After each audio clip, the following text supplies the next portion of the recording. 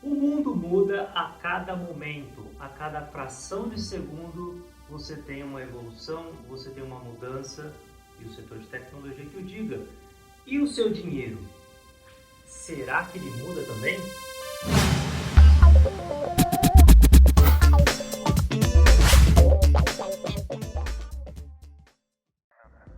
Este é o tema de hoje. Será que o nosso dinheiro muda? Claro que sim, né? Sem muita enrolação aí, a gente já afirma que sim, o seu dinheiro muda, o meu dinheiro muda. Para ser um pouco mais, digamos, direto ao ponto e mais assertivo na explicação, vamos dizer que, na verdade, a forma como temos que lidar com o dinheiro muda e a economia muda. Nós temos um país, um Brasil, que é muito diferente do Brasil de anos atrás, de principalmente 30 anos atrás, década de 80, 90, nós tínhamos outra realidade. Uma realidade muito mais desafiadora, do ponto de vista de inflação e de juros também.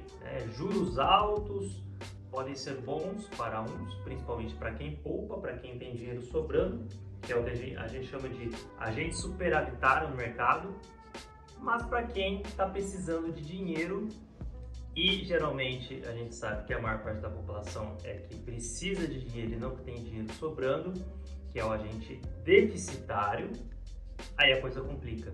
Juro alto, crédito caro, endividamento caro, e é a novela que a gente já conhece muito bem.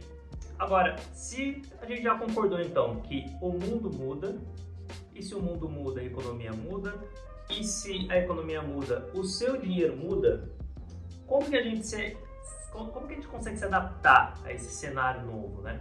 E qual o cenário novo que eu estou falando? O de juros baixos. Hoje a gente está simplesmente com o menor juros da história. Nós nunca tivemos uma Selic a 2% ao ano. Isso é histórico, isso é inédito. Nós estamos vivendo um momento histórico na economia do Brasil. Nós temos ao mesmo tempo uma inflação até que controlada, né? Até que não bem até controlada. É a menor inflação da história também, próximo de 2% ao ano, o IPCA é projetado para o final deste ano. E por outro lado, você também tem juros baixos. Isso nunca aconteceu na história do Brasil. Juros baixos e ao mesmo tempo inflação baixa. Só que, claro, esse cenário traz necessidade de mudanças, traz desafios. Não dá para a gente aplicar nosso dinheiro ou tratá-lo da mesma forma que nossos avós tratavam, porque eles viviam outra época, outras gerações, outra realidade econômica.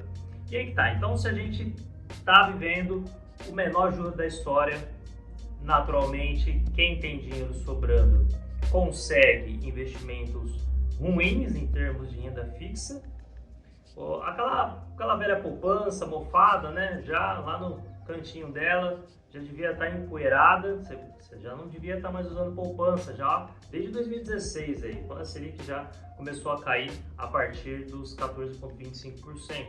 Mas não só a poupança, o CDB, que rende em cima do CDI, o LCI, LCA, Previdência Privada, de Fundo Conservador, são aplicações que hoje já não conseguem atender mais a função de acumular, que é a função, basicamente, nós buscamos aplicar nosso dinheiro para ver ele crescendo, para chegar em algum determinado objetivo, porque a gente chama de planejamento de acumulação. Como você vai acumular se sua aplicação não está rendendo nada, está rendendo menos do que a própria inflação? E é esse tema, a gente vai falar com um pouco mais de cuidado em outro vídeo. Para você acumular, você tem que ter um ganho acima da inflação, que a gente chama de ganho real. Hoje, a Selic está 2% ao ano. Significa que você, ao tirar o imposto de renda, você vai ter um retorno abaixo da inflação. Ok, Thiago, mas e para o lado do devedor? Para quem precisa captar dinheiro, para quem precisa pegar dinheiro emprestado, para quem já tem dívidas, o cenário é ótimo, guarde bem isso. Você que tem dívida, pegue a sua dívida, analise e busque trocar por outra mais barata.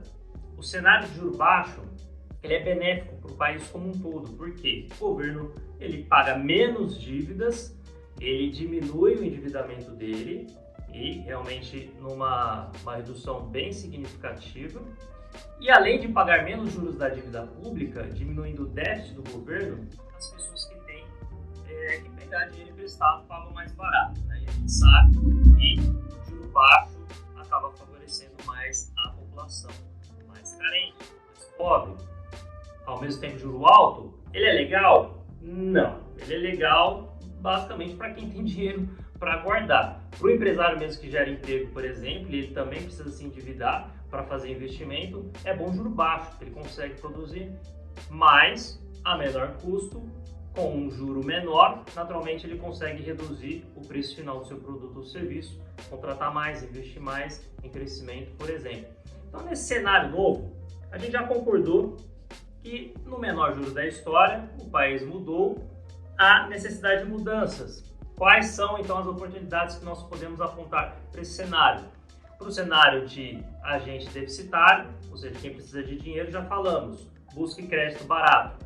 Os juros dos financiamentos abaixaram bastante, então cabe aí você pesquisar e buscar uma portabilidade de dívida, por exemplo. Sair daquela dívida pesada que você está, de juro muito alto, e trocar para uma dívida barata. A portabilidade de dívida é totalmente possível, é simples até de fazer, basta você ir numa instituição financeira e mostrar qual contrato de dívida você tem hoje para buscar um juro menor.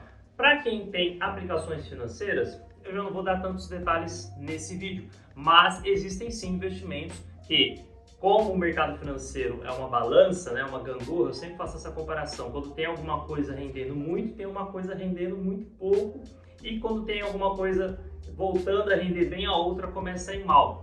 Essa é a correlação dos juros com, por exemplo, renda variável. Quanto mais os juros caem, mais gente começa a buscar investimentos de renda variável, buscar um pouco mais de risco, seja em COIs, em ações, fundos de ações, seja qual for o tipo de investimento que tem a renda variável, ou seja, que oscila. E, gente, tem ativos aí, tem carteiras de ações que valorizaram mais de 90% no ano passado, 50%. Mesmo com a queda do coronavírus esse ano, você ainda tem possibilidade de ter altos ganhos com renda variável, desde que você monte uma boa carteira e uma boa diversificação de carteira. Então, cuidado com o olhar de apenas ficar olhando, nossa, do lado do investidor. Está baixo os juros, não consigo aplicar bem, está rendendo menos 0,15% ao mês, um CDB, por exemplo, 100% do CDI.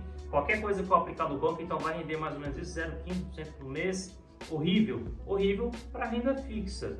Existem outros títulos de renda fixa que a gente vai entrar em detalhes depois, que podem render 3 vezes mais isso, 4 vezes mais isso, mais do que o CDI atual, mais do que a Selic, que são os pré-fixados, a inflação mais juros, mas isso fica para outra conversa. Eu acho que o recado final é, será que eu sou ultrapassado?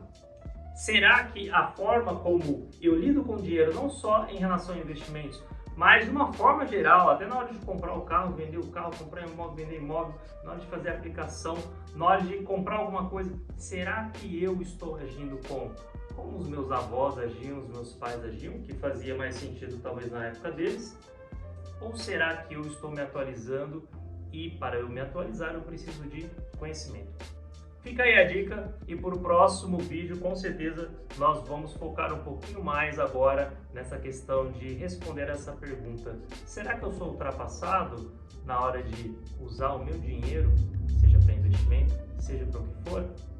Nos acompanhem, Thiago Menezes por aqui, seu futuro tem valor e é por isso que eu te passo essa mensagem, porque o seu futuro tem muito valor.